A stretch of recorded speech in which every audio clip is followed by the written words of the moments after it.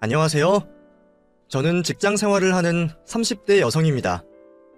제 소개를 하기에도 무슨 설명을 해야 할지 잘 모르겠을 만큼 크게 특별할 것도 없고 유별날 것도 없는 평범한 인생이네요.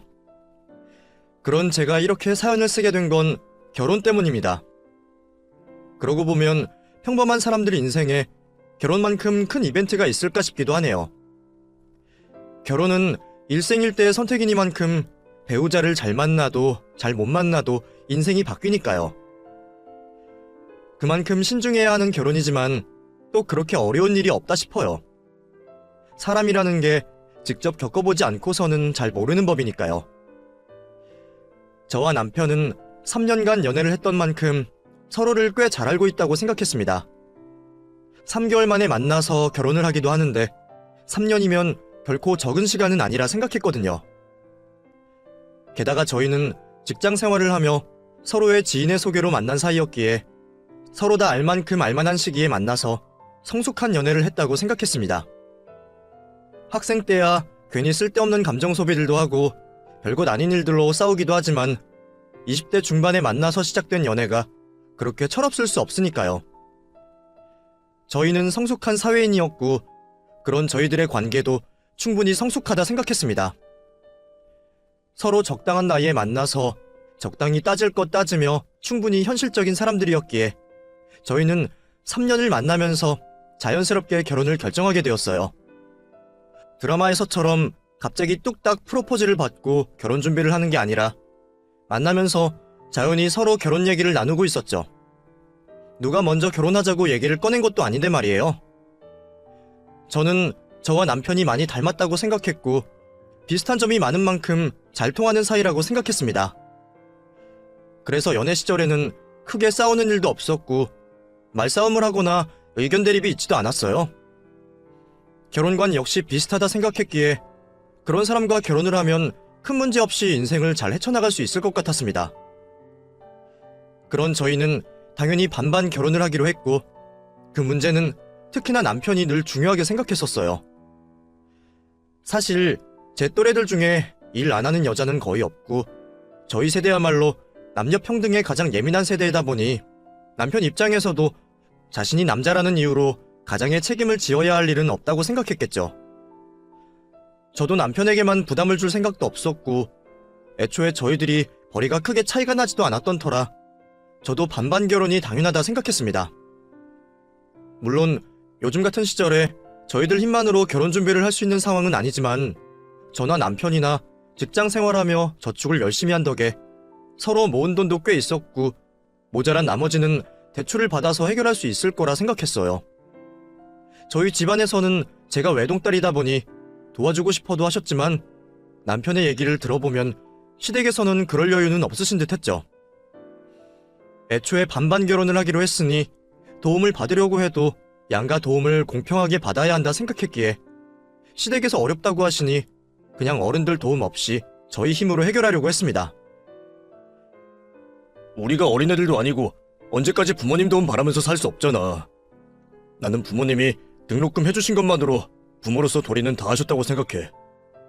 그래서 나는 결혼만큼은 내 힘으로 하고 싶어. 물론 여유롭게 시작할 수는 없겠지만 자기나 나나 대출이 어려운 것도 아니고 우리는 돈도 꽤 모아놨으니까 괜찮지 않을까? 그렇게 생각하면 내가 자기를 만난 게 정말 행운인 것 같아. 다른 여자들은 그 정도로 돈 모아두는 사람도 없던데 내 친구만 해도 여자친구가 결혼 앞두고 혼자 유럽 여행을 다녀왔다니까?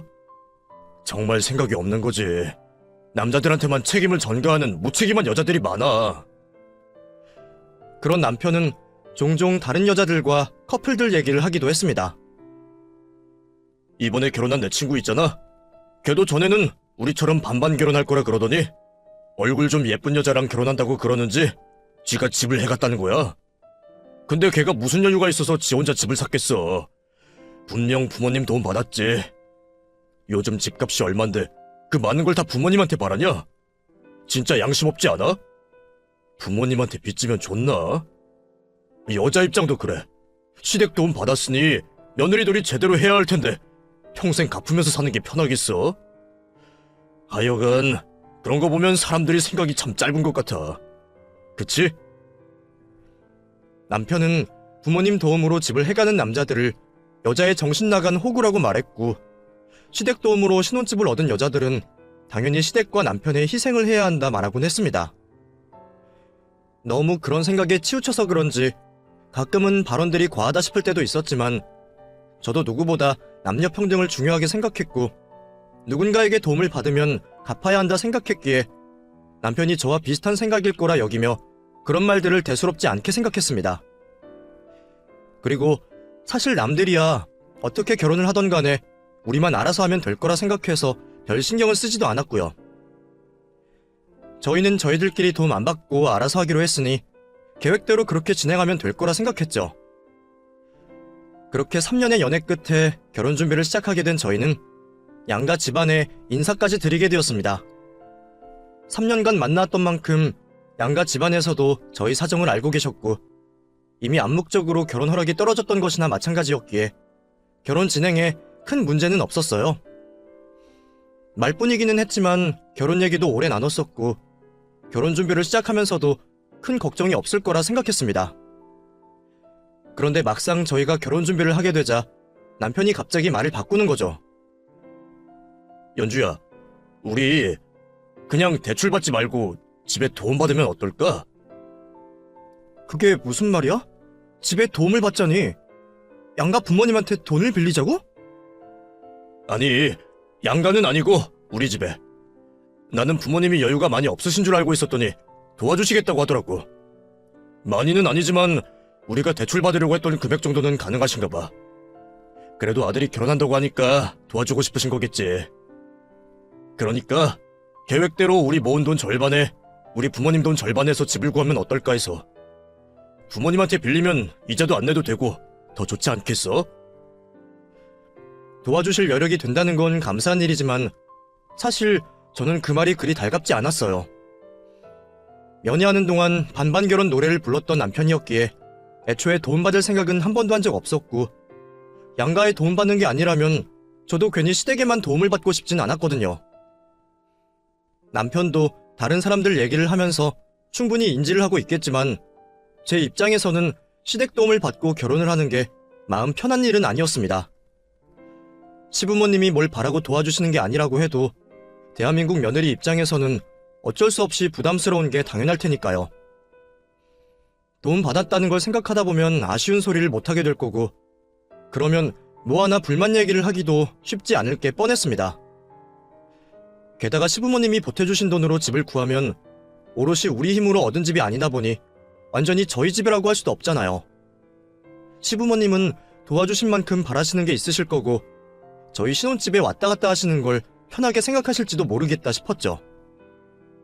저도 결혼 전부터 시댁이랑 담 쌓고 살겠다는 건 아니지만 시댁이랑 너무 가까이 지낼 생각도 아니었거든요. 적당한 거리감이 좋은 관계를 유지할 수 있는 거라 생각했으니까요.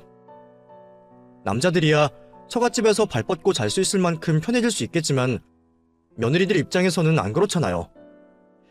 시부모님이 아무리 잘해주신다고 한들 평생 불편할 수밖에 없을 시댁일 텐데 말이죠. 더구나 이미 시댁에 인사를 드리고 왔던 저로서는 더 걱정이 될 수밖에 없었어요. 아직 잘은 모르지만 시어머니가 은근히 며느리돌이 바라시는 평범한 대한민국 시어머니 같았거든요. 어머니 세대야 그게 당연하셨을 테니 제가 그게 나쁘다는 건 아니지만, 그렇다고 제가 괜히 시집살이를 당하고 싶은 것도 아니니 미리 조심하는 게 나쁘지 않을 것 같았습니다. 글쎄, 꼭 돈 받아야 하나? 그냥 우리 계획대로 서로 모은 돈에 대출받아서 시작하는 게 좋을 것 같은데. 대출이자가 있긴 하지만 우리 회사에서 저금리 대출 받을 수 있잖아. 빚도 능력이라는데 그 정도면 무리하는 것도 아니지 않아? 얘기했던 게 있는데 갑자기 도움을 받자고 하니까 나는 좀 당황스러운데? 당황스러울 게 뭐 있어. 그전이야 도움 받게 될지 몰라서 그런 거지만 도와주신다고 하면 말이 달라지지. 부모님이 자식한테 뭐라도 해주고 싶어서 그러시는 건데 그걸 거절하는 것도 좀 그렇지 않아? 우리도 이제 없이 조금이라도 편하게 결혼하면 좋잖아. 언제는 부모님한테 빚 안 지고 싶다며. 도움 받으면 그거 다 빚이고 여자한테도 안 좋다고. 언제는 누구 생각이 짧니 불효자니 그러더니 막상 도와주신다니까 막상 자기도 도움 받고 싶은 거야? 그거랑 이거랑은 다르지. 다른 집은 안 되는 형편에 빚내서 도와주신다는 거지만 우리 부모님은 그나마 여유 있어서 해주신다는 거잖아. 그리고 우리 부모님 그럴 분들 아니셔. 자식 도와주는 건데 그런 걸로 며느리돌이 바라실까봐 그래? 우리 엄마는 이미 시집살이 같은 거 안 시킬 거라고 나랑 약속도 했고, 더구나 우리는 맞벌이 하는데 무슨 상관이야.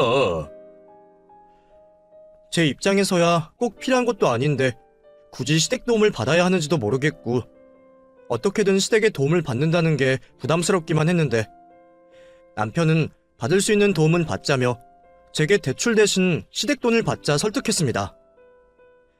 제가 싫은 내색을 내비치는데도 계속 저를 설득하더라고요.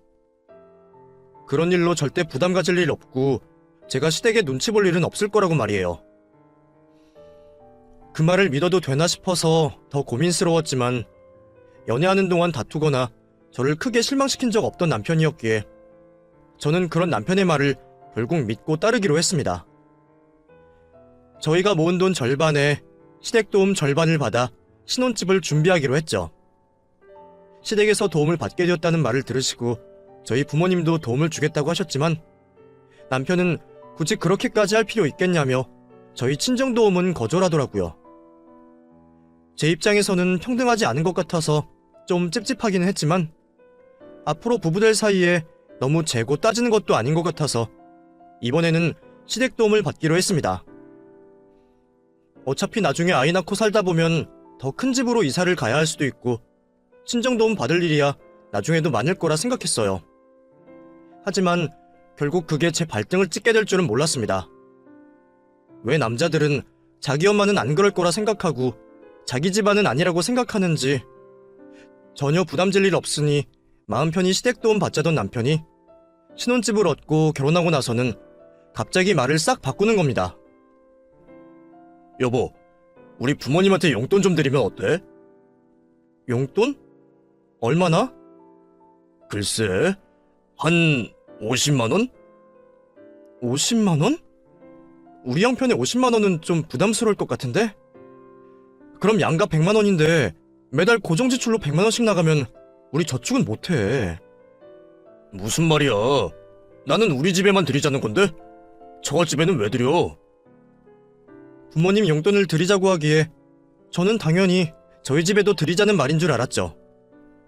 그런데 남편은 애초에 저희 부모님은 생각도 안 하고 있었더라고요. 그런 남편이 일방적으로 용돈을 드리기를 주장하는 건 다름 아닌 그놈의 집값 때문이었습니다. 우리 부모님이 도와주셨으니까 우리도 성의 표시를 해야지 않겠어? 그게 무슨 말이야. 분명 나한테는 부담 가질 필요 없다며. 그냥 조건 없이 도와주시는 거라고 하지 않았어? 그건 그렇지만 사람이 어떻게 받고 입을 닫아. 우리가 자식 입장에서 용돈이라도 드리면 좋잖아. 어차피 대출이자 생각하면 똑같은데 그 정도 괜찮지 않아?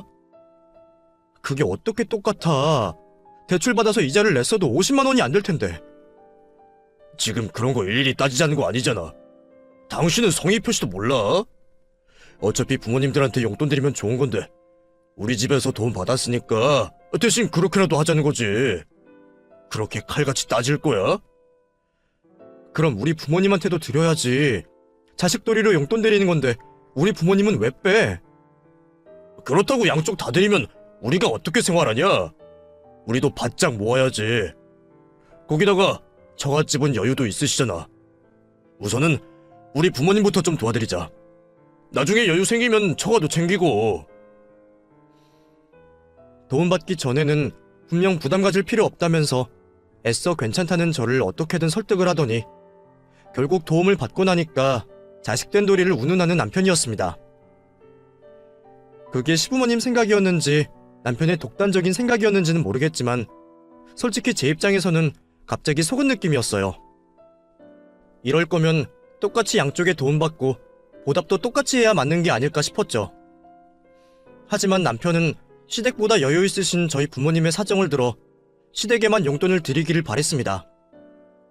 이제 와서 생각해보면 그때라도 확실히 했어야 하는데 당시에는 저도 이제 막 결혼을 한 신혼이었고 남편과 돈 문제로 싸우고 싶지 않았어요.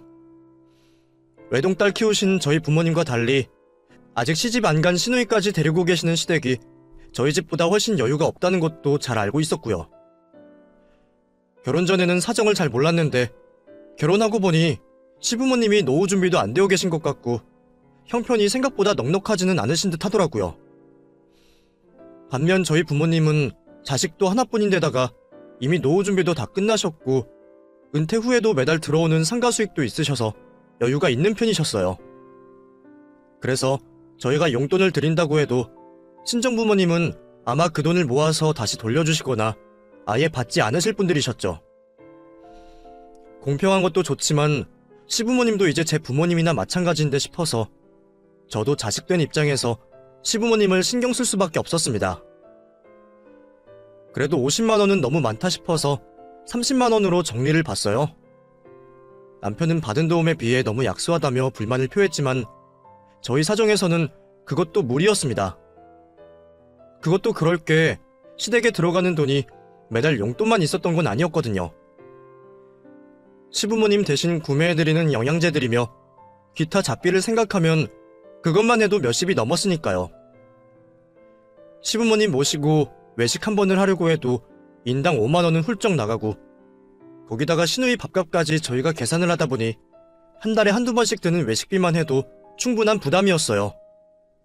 반면 저희 부모님은 자식들에게 돈 쓰게 하지 않으신다고 저희가 얻어먹는 형편이다 보니 형평성으로 따져도 시댁에 도움을 드리는 게 한참 많았죠. 그런데도 30만 원 용돈이 적다 그러면 그건 당신이 진짜 너무한 거야. 내가 짠 게 아니라. 결국 그런 얘기까지 하고서야 남편도 30만 원 용돈 선에 만족하는 듯 했습니다. 저도 이왕 드리기로 한 거 좋은 마음으로 드리고 싶었죠. 그런데 그런 남편보다 더 문제는 다름 아닌 시부모님이셨습니다. 안 그러신다 그러더니 집을 도와주신 걸 가지고 엄청나게 생색을 내시더라고요. 저도 처음에는 그게 불만이었던 건 아니었습니다. 도와주신 건 당연히 감사하고 죄송한 일이기에 그러셔도 어느 정도는 모른 척 넘어갔지만 시간이 지나도 지치지 않고 생색을 내시니 저도 지칠 수밖에 없었어요. 아휴, 너는 진짜 복 받은 거야. 요즘 집어다주는 시댁이 어디 흔하니? 우리 정도 되니까 니들이 이런 집 사는 거지. 우리야말로 당장 이사를 가야 할 판인데 그놈의 자식들 아낀다고 이렇게 희생만 하고 산다 우리가. 그럴 때마다 저는 늘 감사하고 죄송하다고 말씀을 드렸지만 그런 저의 인사치레로는 성이 차지 않으셨는지 어머니는 날마다 제게 부담을 주곤 하셨습니다. 말로만 고맙다 하니? 네가 이 은혜를 언제 다 갚을래? 우리야 뭐 자식 잘 되라고 해준 거긴 하다만 또 자식들 입장에서는 받기만 하고 입다는 것도 도리가 아니지. 니들이 염치가 있으면 보답할 생각은 해야지 않겠니? 그래서 매달 용돈 챙겨드렸고 때마다 철마다 선물도 하는데 거기서 뭘 더하라고 하시는 건지 잘 모르겠더라고요. 남편한테는 나중에 꼭 호강시켜달라 말만 그러시면서 저한테는 며느리 도리를 바라셨어요. 예, 다음 주에 우리 김장해야 하니까 너 회사 하루 빠져야겠다. 네? 올해는 김장 안 한다고 그러지 않으셨어요? 그래. 아니 나도 올해는 힘들어서 안 하려고 그랬는데 애들 이모가 김장을 한다네. 그래서 다 같이 할 거니까 금요일날 회사 빼고 와라. 알겠지? 어머니, 갑자기 그렇게 말씀하시면 저 곤란해요. 그날 저 회사에 중요한 일이 있어서 못 빠질 것 같은데요.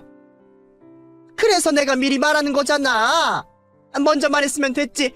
내가 네 스케줄 일일이 다 신경 써줘야 하니? 너 하나 없다고 회사 안 들어가는 것도 아닌데 괜히 일핑이 되지 말고 웬만하면 와.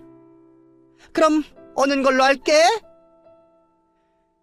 저도 차라리 핑계였으면 좋았을 뻔했네요. 그럼 기분은 상해도 하루 연차 내고 김장하러 가면 되니까 말이에요. 그런데 저도 그날은 도저히 회사를 뺄 수 없었습니다. 제가 중요한 프로젝트를 맡았고 그날 클라이언트들을 모시고 회의를 해야 했거든요. 제가 담당자인데 김장 때문에 연차를 낸다는 건 말도 안 되는 일이었죠. 그런데도 시어머니는 제 사정은 듣지도 않으시고는 전화를 끊어버리시더라고요. 결국 저는 못 간다는 문자를 남기고 김장에 참여하지 않았습니다. 그리고 그 다음부터 저는 시댁 주변 사람들에게 천하의 몹쓸 년이 되어 있었어요. 예, 너 저번에 결국 김장 안 왔더라? 너 없어서 우리가 얼마나 고생했는 줄 알아? 너 그러는 거 아니다. 어떻게 시어머니 말을 그렇게 무시할 수가 있니? 너희 시어머니가 마음이 여려서 말을 못해서 그렇지? 너 우리 집 며느리였으면 아주 요절났어. 네? 이모님, 그게 무슨 말씀이세요? 받을 만큼 받아놓고는 도리는 안 하겠다 그러는 건 대체 어디서 배운 거니? 그럴 거면 받지나 말던가.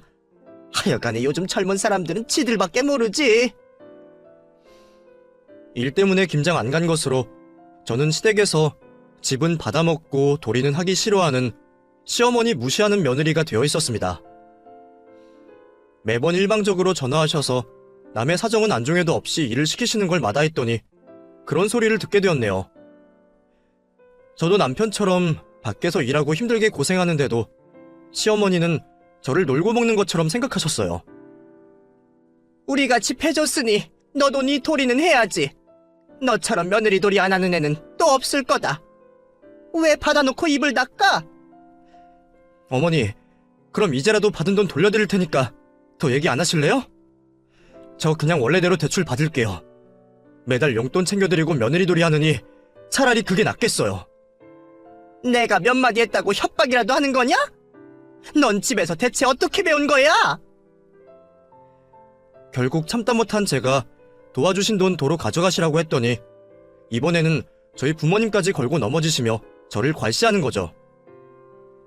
그 일로 저는 시어머니와 크게 싸웠고 남편은 그런 제 편을 들 생각 없이 오히려 제가 너무했다며 저를 탓하고 있었어요. 좀 참지. 뭐 잘했다고 거기서 그런 말을 해. 아무리 그래도 어떻게 우리 엄마한테 그럴 수가 있어. 시어머니가 먼저 뭐라고 했는지는 신경 안 쓰면서 제가 되바라지게 돈 돌려드린다 그랬다고 기분 상해하는 남편이었어요.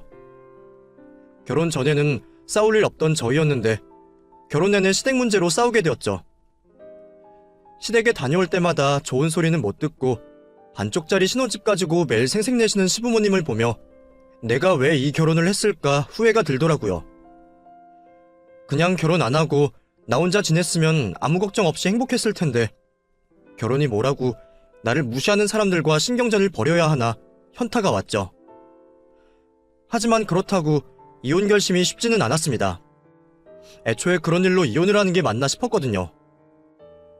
그러던 어느 날 시어머니 편들며 눈에 가시였던 시누이가 시집을 간다 하더라고요. 나이가 찼으니 시집을 가긴 가겠다 싶었지만 자기 방도 못 치우는 시누이가 시집을 제대로 갈까 싶더라고요.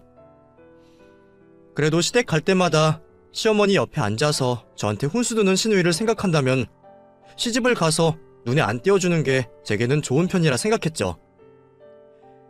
그런다고 시누이 결혼에 제가 왈가왈부할 일이 뭐가 있겠나요? 상견례 자리에 나가고 결혼식에서 제 자리만 지키면 될 거라 생각했죠. 그렇게 상견례 자리에 나가봤더니 시누이 남편 될 사람이 생각보다 괜찮아 보이더라고요.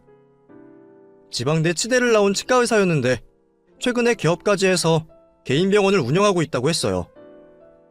얼마 전까지 백수였던 시누이를 생각하면 시누이에게는 과한 상대이다 싶었죠. 덕분에 시부모님 입은 찢어지셨고 상견례도 잘 끝났습니다.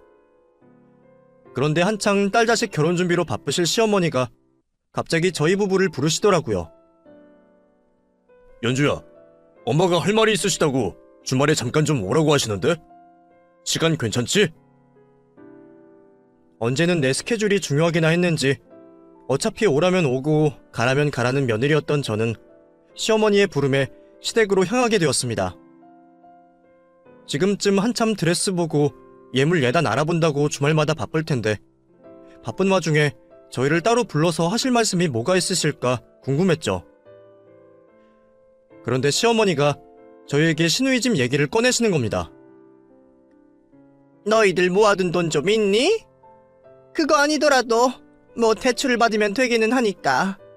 대출은 잘 나온다고 그랬었지? 그럼 우리 회사는 좀 어려운데 연준의 회사 직장인 대출 잘 나와. 우리 원래 집 구할 때 그걸로 하려고 그랬잖아. 남편은 뭔가 아는 게 있는 건지 대출을 묻는 시어머니 질문에 이상해하지도 않고 대꾸를 하는 겁니다. 하지만 아무것도 듣지 못했던 저는 시어머니가 갑자기 돈 얘기를 왜 하시나 싶었죠. 예? 갑자기 대출은 왜 그러세요? 어머니 돈 필요하세요? 아니, 내가 아니고 우리 선아. 선아 시집 가는데 집은 오빠가 해줘야지. 생각도 못한 말에 저는 순간 표정 관리도 하지 못할 정도로 놀랐습니다. 어머, 새언니 많이 놀랐나봐. 눈 튀어나오겠네. 언니, 왜 그렇게 놀라요? 그럼 설마 나 시집 가는데 아무것도 안 해주려고 그랬어요? 여보, 이게 무슨 말이야? 당신은 알고 있었어? 집이라니 아가씨 신혼집을 우리가 해준다는 거야? 그게 그렇게 됐어. 아무래도 우리 쪽에서 집을 해가야 할 것 같아서. 매제가 이번에 개원한다고 모아둔 돈에 대출까지 끌어서 써서 집 구할 여윳돈이 없나 봐. 그쪽에서는 당연히 우리 쪽에서 집을 해줄 거라 생각하고 계시더라고. 원래 의사 사위 보려면 열쇠 하나 정도는 해가는 거야. 어차피 그 병원 나중에 다 우리 선아 거 되는 건데 일종의 투자라고 생각해야지. 아무튼 집은 우리 쪽에서 하기로 했으니까 너희는 돈이나 준비해놔라. 예? 그걸 왜 저희가 내나요, 어머니? 저희가 무슨 돈이 있어요? 어머, 얘가 지금 무슨 소리 하는 거야? 그럼 우리는 무슨 돈이 있니? 니들 결혼할 때 집사라고 전재산 보태줬는데 그럼 당연히 선아 결혼할 때는 니들이 도와줘야지. 너 설마 그런 생각도 없이 그 돈 홀랑 받아먹은 거야? 가족끼리 서로서로 도와 살아야지.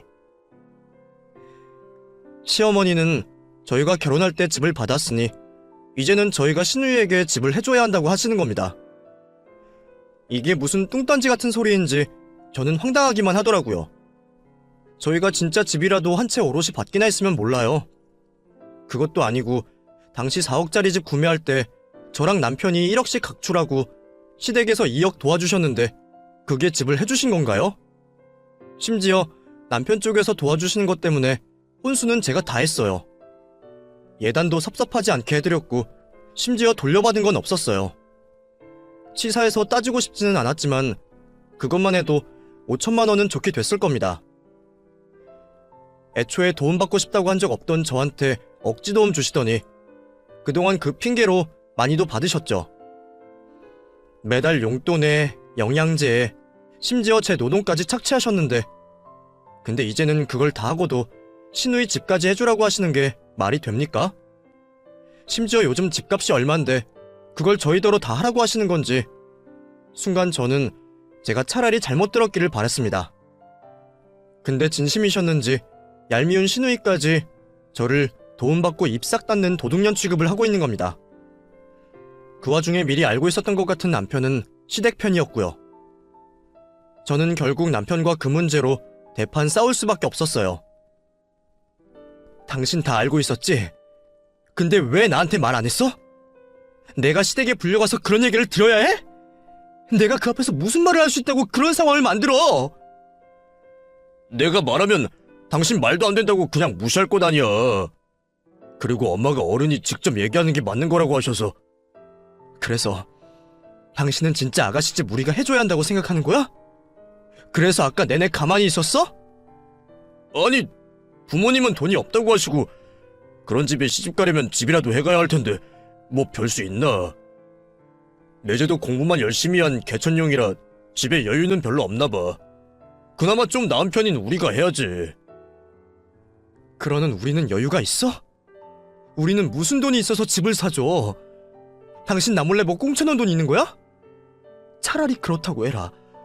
그거 아닌 이상 무슨 자신감에 집을 하겠다고 그래? 요즘 집값이 얼만지 알기나 한 거지? 무슨 말을 그렇게 해. 그럼 내가 뭐 아무 생각도 없이 던졌다 이거야?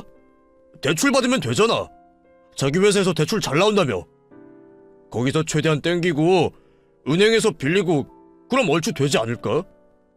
그리고 우리 모은 돈도 좀 있잖아. 그 돈도 엄연히 따지면 우리 부모님한테 돈 받아서 그만큼 모을 수 있었던 건데 필요할 때 돌려드리는 게 맞지. 그게 무슨 말도 안 되는 소리야. 시댁 도움을 우리가 뭘 받았는데. 이미 매달 이자 명목으로 30만 원씩 용돈 챙겨드렸고 그건 말고도 다달이 시댁에 들어가는 돈 적지 않아. 그 와중에 내가 안 먹고 안 입어서 모은 돈이야. 근데 그게 당신 부모님 덕이야? 네가 나가서 술 마시고 취미생활 하는 동안 나 혼자 아끼고 아껴서 모은 돈이라고. 우리 부모님한테 용돈 받았으면서. 근데 어떻게 그걸 자기 부모님 덕이라고 말할 수가 있어? 너 또 말 이상하게 한다. 그럼 그때 우리 부모님 도움으로 이 집 사서 집값 오른 건 그건 계산 안 하냐? 남편 말대로 집값이 오르긴 했어요. 그때야 빌라 가격도 다 오를 시기니까 아파트 가격이야 많이 올랐죠. 근데 실거주용인데 집값이 오르는 게 무슨 큰 의미가 있나요?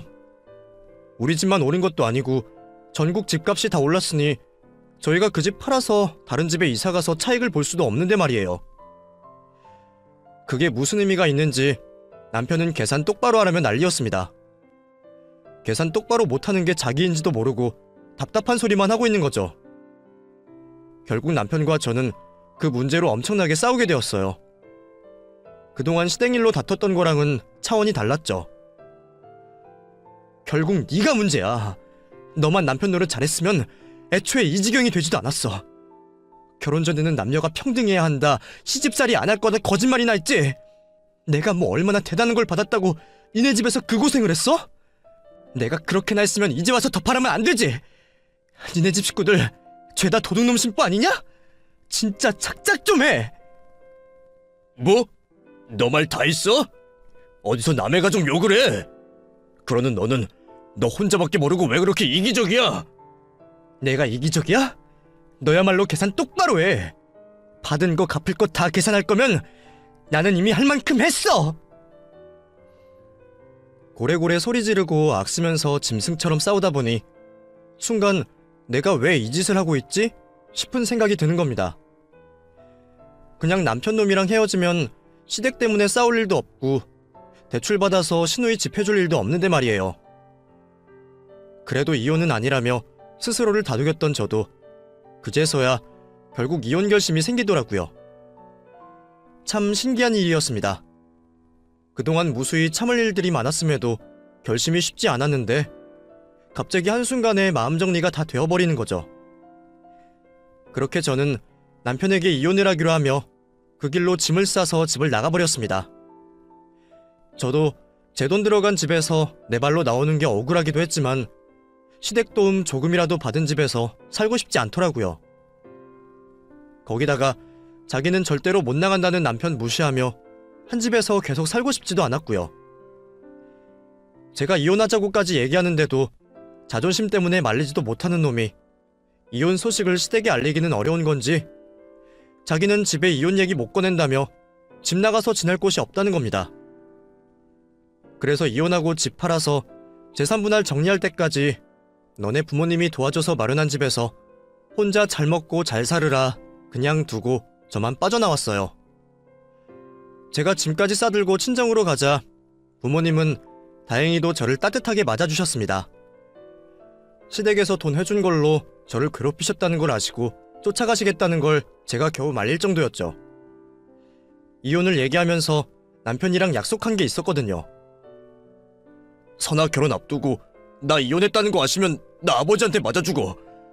그러니까 당분간은 우리 이혼 비밀로 하자. 그것만 해주면 내가 군말 없이 합의 이혼 해줄게. 그러니까 너도 괜히 우리 집에 이혼 얘기할 생각 말고 조심해. 협의 이혼할 테니 당분간이라도 이혼을 비밀로 하자는 남편 때문이었죠. 그래봤자 시누이 결혼이 얼마 안 남았고 그동안만 참으면 될 거라 생각했던 저는 중간에서 남편이 알아서 눈치껏 할 거라 생각하며 마음을 놓고 있었습니다. 저야 이혼 들킨다고 귀찮아지기는 해도 큰일 날 건 없을 테니까 들키면 안 되는 남편이 더 조심할 거라 생각했거든요. 그래서 그 사이에도 저는 시댁에 아무 말 않고 조용히 이혼 준비를 했습니다. 다행히 협의 이혼이라 오래 걸릴 것도 없었고 집 구할 때 들어갔던 돈과 시세 차익을 공평하게 나누며 이혼을 할 수 있었습니다. 그 후 저는 혼자 지낼 집을 알아보고 있던 중이었어요. 그런데 며칠 뒤 시모에게 전화가 왔더라고요. 예, 선호는 바쁘니? 전화를 몇 번을 했는데 왜 받질 않아? 대신 네가 선호한테 전화던가 해라. 집은 다 알아봐가니까 돈 마련하라고. 너희 너무 무리하지 말라고. 우리도 나름 신경 썼으니까 너희는 4억 정도로 생각하고 있으면 될 거다. 어차피 계약금은 우리가 걸 거니까 너희들은 그 정도만 준비해. 제가 남편이랑 이혼한 줄도 모르고 저한테 전화를 해서는 저더러 4억을 만들어 놓으라 하시는 거죠. 대출은 뭐 쉽게 되는 줄 알고 다짜고짜 돈을 내놓으라 하는지 모르겠지만 이제 와서 제 할 바 아니었기에 남편한테 문자만 남기고 말았죠. 그 정도면 남편이 알아서 할 거라 생각했거든요. 그런데 미련한 건지 괘씸한 건지 이 남편 놈이 너무 기가 막히게도 시댁이랑 연락을 끊어버린 겁니다. 자기도 자기 부모님 때문에 이혼하게 됐다고 성질이 나는지 이렇게 된 마당에 다 귀찮다고 잠수를 타버렸더라고요. 자기네 집일이면 자기가 알아서 해야지 왜 이혼한 나한테 맡기고 사라진 건지 저는 너무 기가 막혀서 화도 나지 않았어요. 그리고 그 와중에 얼마 뒤 다시 시모에게 전화가 걸려왔습니다. 예, 우리 오늘 계약했다. 계약서 보낼 테니까 알아서 돈 준비하고 여기로 말일까지 잔금 넣어라. 자기 엄마가 저한테 어쩔 줄 뻔히 알면서 귀찮다고 잠수 타버린 남편도 어이없었지만 그런 문제를 자기 아들이 아닌 며느리에게 떠넘기며 맡겨놓은 것처럼 돈 내놓으라는 시모가 더 황당했습니다. 그래도 가족이었을 때는 미워도 시어머니라며 이해해보려는 마음이라도 들었는데 이혼한 마당에 남한테 그런 여지를 가질 필요가 없었죠. 그래서 그런지 그동안 내가 얼마나 말이 안 통하고 아나무인의 기막힌 집구석과 연을 맺었는지 알겠더라고요. 무책임한 남편의 막무가내 시모와 뒷짐지고 입 다물고 있는 시부나 철딱서니 시누이까지 모두 끔찍했어요. 왜 이혼을 했는데 내가 시댁에 그런 전화를 받고 스트레스를 받아야 하는 건지 저는 전 남편 놈이랑 연락이라도 되면 잡아서 혼이라도 내주고 싶었습니다. 그런 놈이랑 이제라도 이혼을 했으니 얼마나 다행이었는지 몰라도 제가 그동안 그 집 식구들 때문에 안 겪어도 될 스트레스를 받았던 걸 생각하면 위자료를 받지 않은 게 갑자기 억울해지는 거죠. 돈 입금하라는 시모의 전화를 받은 순간 그런 생각이 들었던 저는 우선 알겠다고 하며 전화를 끊었습니다. 네, 알겠습니다, 어머니. 그리고 말일이 되어서 휴대폰을 꺼놓고 있었죠. 그날 마침 월차를 쓴 덕분에 저는 호캉스를 즐기고 있었거든요. 생각해보니 제가 결혼하고 하루라도 마음 편히 돈 쓰면서 쉬어본 적이 없더라고요. 휴가 때는 시댁 식구들 데리고 휴가 지내야 했고 내 옷 하나 사는 것도 돈 계산에 늘 미루기만 했던 저였습니다. 그게 다 그 파렴치한 시댁 식구들 때문이라 생각하니 제가 괜히 보상심리가 들었던 거죠. 어차피 내놓은 집만 팔리면 목돈도 들어올 거고 이참에 스트레스나 풀자 싶더라고요. 그래서 오랜만에 처녀 시절로 돌아간 듯 자유를 누리기로 한 저는 호텔에서 하루 종일 맛있는 것 먹고 쉬며 힐링 시간을 보냈습니다. 그리고 다음날 체크아웃 시간이 되어 휴대폰을 다시 켰더니 부재중 전화가 몇백 통이 찍혀 있는 거죠. 문자에 전화에 전부 시모와 시누이의 연락들이었습니다. 그리고 제가 휴대폰을 켜자마자 또다시 전화가 걸려왔죠. 여보세요? 야, 너 지금 어디야? 너 왜 입금 안 했어? 내가 말일까지 돈 넣으라고 했어, 안 했어? 휴대폰까지 꺼두고 대체 어디서 뭘 하고 있던 거야? 너 때문에 지금 계약금 다 날렸어, 알아?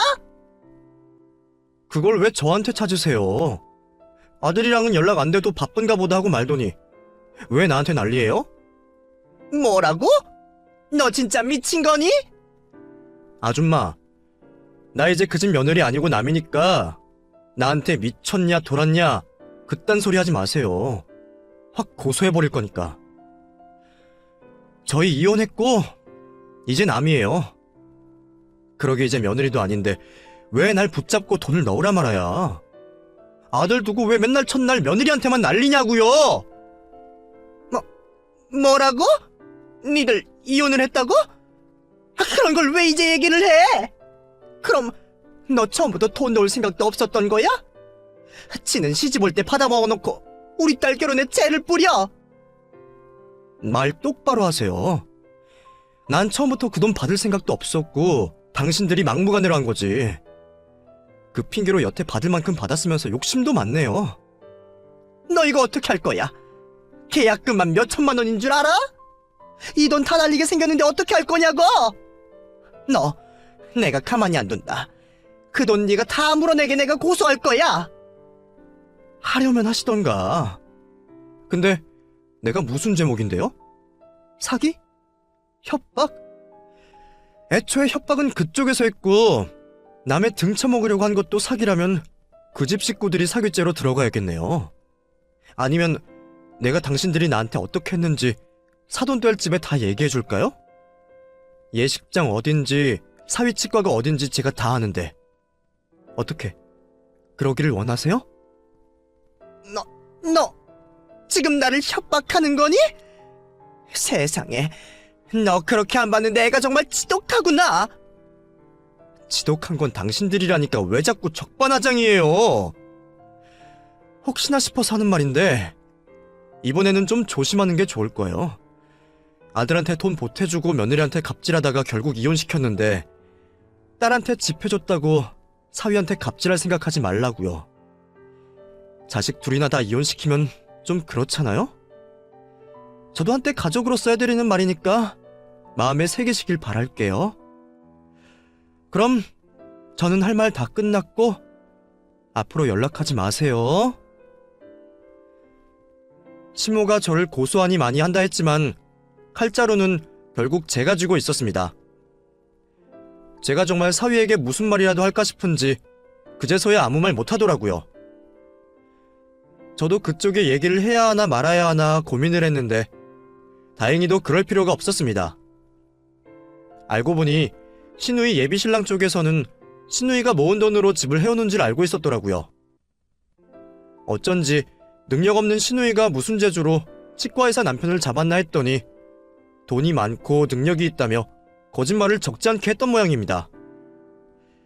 치과의사 사모될 생각에 신나서 신혼집 해간다 호언장담했는데 근데 신혼집 잔금을 못 치러서 계약금을 날린 걸 알게 된 그쪽 집에서 상황을 알게 되면서 결국 거짓말이 드러나 버렸던 거죠. 그렇게 그 둘은 결국 파혼을 했습니다. 그것도 저는 신우이를 통해서 알게 되었어요. 나 때문에 파혼했으니 책임지라고 술 먹고서 전화가 왔더라고요. 망칠 거면 네 인생이나 망치지. 왜 남의 결혼까지 망치고 난리야. 내가 너 진짜 가만히 안 둘 거야. 복수할 거야. 인사불성이랑 말을 섞어봐야 뭐하나 싶어서 그냥 끊기는 했지만 별로 협박은 되지 못했어요.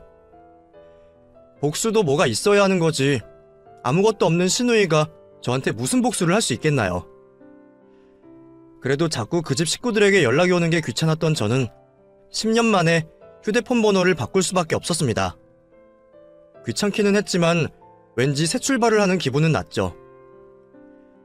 그렇게 지긋지긋한 시댁 식구들과 완전히 인연을 끊어낸 저는 그 후 완전히 자유의 몸이 되어 행복한 일상을 즐기고 있습니다. 이런 게 결혼인 줄 알았더라면 처음부터 시작하지 않았을 것이라는 아쉬움은 있지만 더 늦기 전에 그런 집구석에서 탈출을 한 게 천만다행이다 싶어요. 덕분에 앞으로 제 인생의 결혼은 2번은 없을 것 같네요. 그래도 지금이 신혼 때보다 훨씬 행복한 걸 보면 저는 앞으로도 계속 혼자 잘 살 것 같네요. 그럼 제 이야기를 들어주신 여러분들께 감사를 전하며 인사를 드리겠습니다. 감사합니다.